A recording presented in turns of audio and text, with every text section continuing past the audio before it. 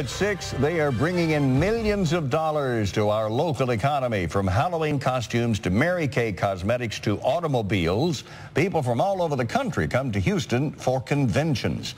Eyewitness News anchor Adela Uchida has more on why Houston is now drawing some of the biggest conventions around. The George R. Brown Convention Center opened in 1987 against the landscape of a bottomed-out oil market and recession. Back then, the New York Times called the GRB one of the most concerted steps to date in Houston's attempt to broaden its economy beyond oil. More than 2 decades later, the folks who run the GRB are more than happy to tell you it worked. Never mind the current recession. The cabs are all busy, the hotels are filled, the restaurants are booming, the bars, the nightlife. Everyone is enjoying the opportunity to be busy again. This week at the GRB, the massive Halloween and Party Expo in its 2nd year in Houston. Mona Lisa smile.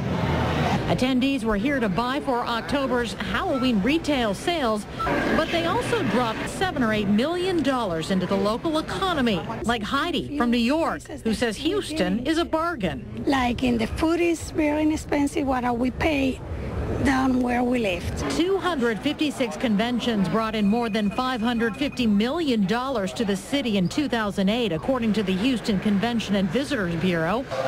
Some of it gets spent on the Tex-Mex cuisine plated up at the Guadalajara, 2.5 blocks away at the new-ish Houston Pavilions. The convention is huge. We look forward to them. We really do. When we plan for them, and when we see, the big ones are coming, we get excited. And finally, business is booming, says one of the founders of the pavilions. Because of all of the restaurants and entertainment venues that have opened up over the past few months or so, this place is awfully crowded. And local organizers say it's going to keep booming.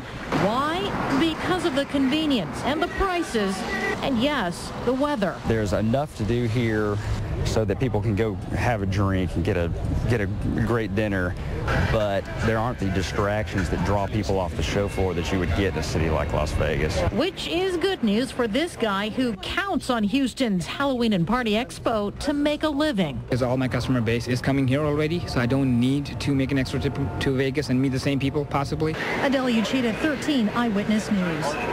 And representatives of the GRB say they are booked solid 5 or more years into the future.